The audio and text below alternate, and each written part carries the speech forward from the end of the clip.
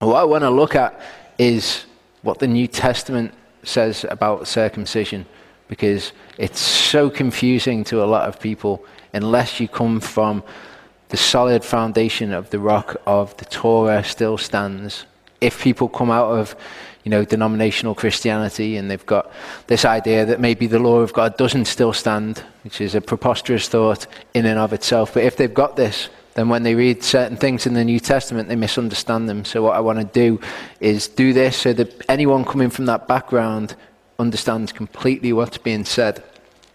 Galatians 5, 2-4. See, I, Shaul, that's Paul, okay? I, Shaul, say to you that if you become circumcised, Messiah shall be of no use to you. Okay? And I witness again to every man being circumcised that he is a debtor to do the entire Torah. Sounds like Paul doesn't think we should get circumcised, doesn't it? If you read this. The context of it is revealed in the verse afterwards. You who are justified by Torah have severed yourself from Messiah. So, he's talking to those who are to be justified by works. Again, think of the apprentices again, one who's justified by works, saying, if you're in that position and you're looking for your justification from the works that you've done and that you've never sinned, you have to do the entire law in order for that to be the case. If you are becoming circumcised to be justified by the law, and let's not forget there was this group of people who were going around called the sect of the Pharisees, which believed in Scripture, okay, and they were going around, they were teaching that in order to be saved, you had to be circumcised, which is exactly why Paul says, no, look, okay, Abraham was not circumcised in the beginning, and he was saved by his faith. He got circumcised as a seal of the righteousness of the faith that he had afterwards. Don't put the cart before the horse. Okay? So he's speaking to those people, those who are justified by the Torah. If you've justified yourself from by the Torah, you've severed yourself from Messiah, and Messiah is no use to you. Because why do you need the Messiah? Why do you need the Savior if you've justified yourself by your works already? By doing that, by becoming circumcised to be saved, you're saying, I don't need the Messiah. I don't need to walk in faith. I just need to be circumcised and to make sure that I'm keeping the law, and then I'm all good with God. Which, ironically, is the position that many people have come into recently when they're saying that Yeshua, he was not the Messiah. All we need to do is follow the Torah, and that leads to salvation. They're seeking to be justified by works. Galatians 5 verse 11 says, and I, brothers, if I still proclaim circumcision, so same chapter, okay? Paul tells us that he still preaches circumcision, okay? Why am I still persecuted? He's saying to them, look, you people who want to be justified by the law, you people who are going around saying you've got to be circumcised to be saved, okay? If I'm still preaching circumcision and I'm still saying, get circumcised, why are you persecuting me? It's not by works, it's by faith. Acts 15, 1-5 kind of introduces what's going on here. This group of people says, and certain men came down from Yehudah, okay, from Judah, and were teaching the brothers, unless you are circumcised according to the practice of Moshe, you are unable to be saved. That's a problem. Saying you've got to be circumcised to be saved is very different to saying you've got to walk in faith, and that leads to you getting circumcised. So, when Shaul and Barnabas had no small dispute and dissension with them, they arranged for Shaul, Paul, and Barnabas, and certain others of them to go up to Jerusalem to the apostles and elders about this question. So, being sent on their way by the assembly, they passed through Phoenicia and Shomeron, relating the conversion of the Gentiles, and they were causing great joy to all the brothers. And having arrived in Jerusalem, they were received by the assembly and emissaries or apostles and the elders, and they reported all that Elohim had done with them. Okay, so notice what's going on here. Paul and Barnabas, certain others, go to Jerusalem. They talk about the conversion of the Gentiles. They report all that Elohim had done through them.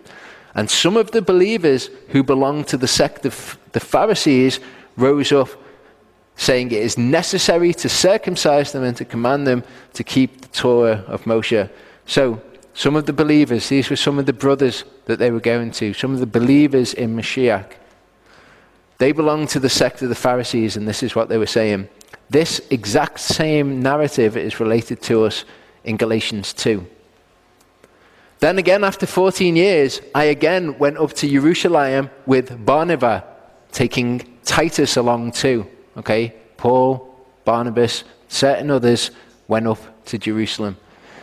And I went up by revelation and laid before them that good news which I proclaim among the Gentiles. Same story. But separately to those who were esteemed, lest somehow I run or had run in vain. But not even Titus, who was with me, though a Greek, was compelled to be circumcised.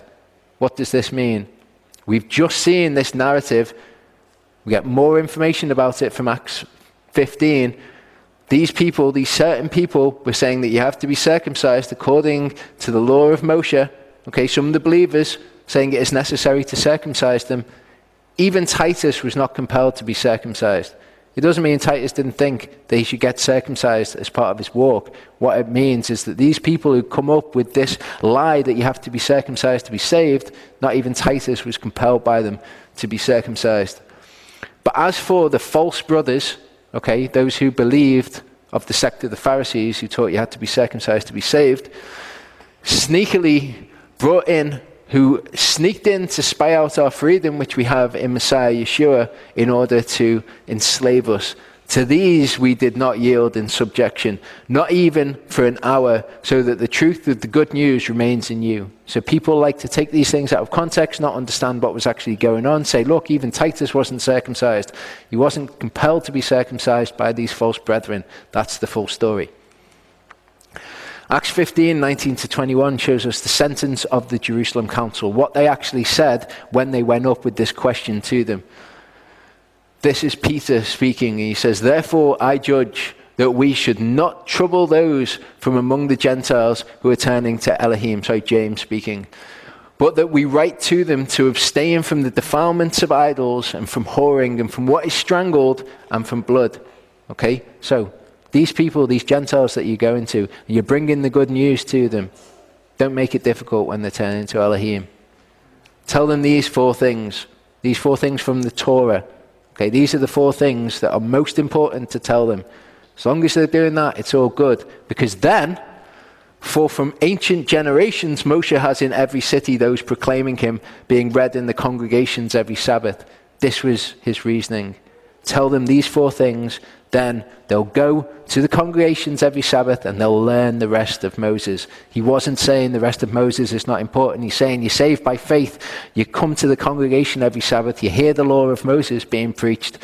Then you do those things. That's the order. Don't make it difficult for them. Don't go with the Torah and say, oh yeah, there's a load of things here that you'll need to be doing if you're going to be saved by this Messiah. That's not going to work. They're saved by their faith, and then their faith causes them to do these things as they learn of them. Acts 16, 1-3 says, and he came to Derbe and Lystra, and see, a certain taught one, a certain disciple was there, named Timothy, the son of a certain Yehudite woman, a Jewish woman who believed, but his father was Greek, who was well spoken of by the brothers who were at Lystra and Iconium. Shaul, Paul, wished to have this one go with him. And he took him and circumcised him because of the Yehudim who were in those places, for they all knew that his father was a Greek. He was like, come on, Timothy, you've not got circumcised yet. This is important. If we're going to go to these people and proclaim to them, these people who are saying that I don't keep the law, okay, we need to show them that we walk correctly, but that faith comes before. This is not an excuse to not get circumcised for a period of time, okay? This is just simply Paul saying, no, this is important. We're going now. Before we go, we're getting you circumcised. 1 Corinthians 7:18, this is probably the most difficult one for people to understand. Was anyone called while circumcised? Let him not become uncircumcised. Was anyone called while uncircumcised? Let him not be circumcised. So it sounds like it's saying, look, if you were called when you were circumcised, don't become uncircumcised. And if you were called when you were uncircumcised, don't become circumcised. Problem, If you were called when you were circumcised, how would you become uncircumcised? Bit bizarre, isn't it? I want you to uncircumcise me, please. This is what's going on here. We need to read it in the Greek. Okay? Trying to remember how to pronounce these. Epispasto.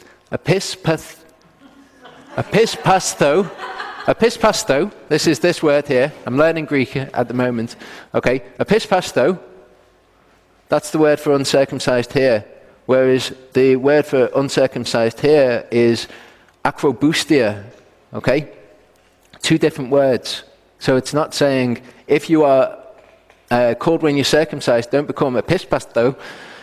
If you're called when you are epispasto, let him not become circumcised. Okay, it's not the same thing. So we need to understand what these two words mean, because the translators of this version of the Bible have a doctrinal bias that we're to not get circumcised. So they've just translated it in both ways. This word, translated as uncircumcised here, means drawn in. Okay? This word means uncircumcised. Okay, so this is how it should read. Was anyone called while circumcised? Let him not become drawn in. What was the context of this? The false brethren were going up telling you that you have to be circumcised to be saved. He's saying, okay, if you are circumcised, don't be drawn in. Don't be drawn into this argument because you're already circumcised, and start saying, yeah, maybe people should be circumcised. Okay? Is anyone called while uncircumcised? Let him not be circumcised. Okay? Why? Because of this argument. Because they're going and saying you've got to be circumcised to be saved. Don't be compelled to be circumcised, just like Titus wasn't compelled to be circumcised. But the context is important by this argument that they were making. The circumcision is naught and the uncircumcision is naught, but the guarding of the commandments of Elohim does matter. So what it's saying is, look, if you're just a pagan out in the world and you've been circumcised, it's not going to save you. If you're uncircumcised but you have faith in Yahuwah, that's fine, okay? The important thing is that you guard the commands of Elohim, that you're doing it for that reason. You're doing it because of faith in his word, because he says to do it. We can see this. It's phrased in different ways throughout the New Testament. Exactly the same example is given. Galatians 6:15, for in Messiah, Yeshua, neither circumcision nor uncircumcision has any strength. Okay, because he's dealing with this argument where they're saying you've got to be circumcised. He's saying, look, that in itself isn't going to have any strength. The thing that has strength is that you are a renewed creature. Okay? That's what has strength. Keeping the commandments of Elohim. You're a renewed creature who's born according to the newness of life, who keeps the commandments. That's important. If you haven't got that, it doesn't matter if you're circumcised or if you're not circumcised. Galatians 5:6, for in Messiah Yeshua neither circumcision nor uncircumcision has any strength, but faith working through love. Okay, that you've done it by faith. That's what's important. Okay, the fact that you're circumcised or not doesn't matter. Got no strength, no power over you at all. If you've done it in faith though, if you've done it to keep the commandments and you've done it because you're a renewed creature, that's what's important. Romans 2:25-29 says, for circumcision indeed profits, okay, if you practice Torah. Exactly the same thing. Okay, circumcision, uncircumcision is nothing unless you've done it by faith. Circumcision indeed profits if you practice the Torah. But if you are a transgressor of the Torah, your circumcision has become uncircumcision. In God's eyes, it doesn't matter if you're breaking the Torah. It doesn't matter if you're circumcised or not. So if an uncircumcised one watches over the righteousness of the Torah, shall not his uncircumcision be reckoned as circumcision? In God's eyes, if you're keeping the Torah, your uncircumcision doesn't matter whether you're uncircumcised at that point in time. If you've got the faith that would lead you to become circumcised, that's what's really important. God looks at your heart. And the uncircumcised by nature, who perfects the Torah, shall judge you, who notwithstanding letter and circumcision are a transgressor of the Torah. In other words, okay, someone who is uncircumcised, but they keep the Torah, they're going to judge you who has got the letter of the Torah and the circumcision. You're doing these things by the letter, but you are actually a transgressor of the Torah. Your circumcision becomes uncircumcision in God's eyes because you break the Torah. It doesn't matter if you're a Jew and you've got the law and you've become circumcised and stuff. That means nothing. For he is not a Yehudite, a Jew, who is so outwardly. That doesn't matter. You know, you going around with your kippah on and all of the rest of it, all your Jewish garb, and you're circumcised. That doesn't make you one of the seed of Abraham. He is not a Yehudite who is one so outwardly. Neither is circumcision that which is outward in the flesh. But a Yehudite is he who is so inwardly, and circumcision is that of the heart, in spirit, not in letter, whose praise is not from men, but from Elohim. Okay, so in spirit, you're walking in faith. Okay, the circumcision is of the heart. That's not to say that the circumcision of the flesh will not follow your heart being circumcised and realizing I need to follow these commandments, saying this is what makes you one of the seed of Abraham in his eyes. And we can see circumcision of the heart isn't just a thing that supersedes circumcision of the flesh. You can see that in Deuteronomy 10:12-16. Okay. Now, Yisrael, what is Yehovah your Elohim asking of you? But to fear Yehovah your Elohim, to walk in his ways, to love him, to serve Yehovah your Elohim with all your heart, with all your soul, to walk in faith. To guard the commandments of Yehovah and his laws, which I command you today for your good. See, the heavens and the heaven of heavens belong to Yehovah your Elohim, also the earth with all that is in it. Yehovah delighted only in your fathers to love them, and he chose their seed and after them, you above all peoples as it is today. Okay, so this walk by faith. Keep all of the commandments. And you shall circumcise the foreskin of your heart and harden your neck no more. That's what it is to circumcise your heart. So in Deuteronomy, they were told to circumcise the foreskin of the heart, because it just means to submit yourself to God. We can see that in Jeremiah 6:10. It says, to whom shall I speak and give warning so that they hear? See, their ear is uncircumcised. So we're to have our ear circumcised as well. We're to submit to Yehovah. And they are unable to listen. See, the word of Yehovah is a reproach to them. They do not delight in it. So if you've got an uncircumcised heart, you've got an uncircumcised ear, then you will not become circumcised in the flesh. Acts 7:51 says, you stiff-necked and uncircumcised in heart and ears. That's what it is. Okay? It's not some new fantastic Christian doctrine that's come along. Now we're circumcised in the heart. And that would mean that we will not follow the law of God. What? Ezekiel 44 verse 9 says, thus said the Master Yehovah, no son of a foreigner uncircumcised in heart or uncircumcised in flesh comes into my set-apart place. Okay, this is during the millennium. You've got to be circumcised in heart and circumcised in flesh. Okay? Romans 4:9-12, we looked at these verses before. Just as we're coming to the end of circumcision, since we're talking about Abraham, we'll look at how it pertained to Abraham. Is this blessing then upon the circumcised only, or upon the uncircumcised? For we affirm faith was reckoned unto Abraham for righteousness. How then was it reckoned? Being in circumcision or uncircumcision? Not in circumcision, but in uncircumcision. That's how faith is reckoned to us.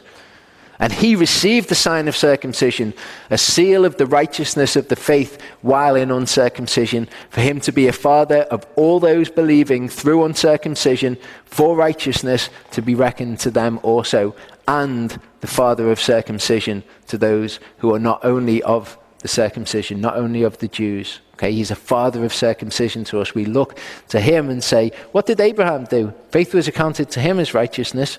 He got circumcised. I'm going to get circumcised.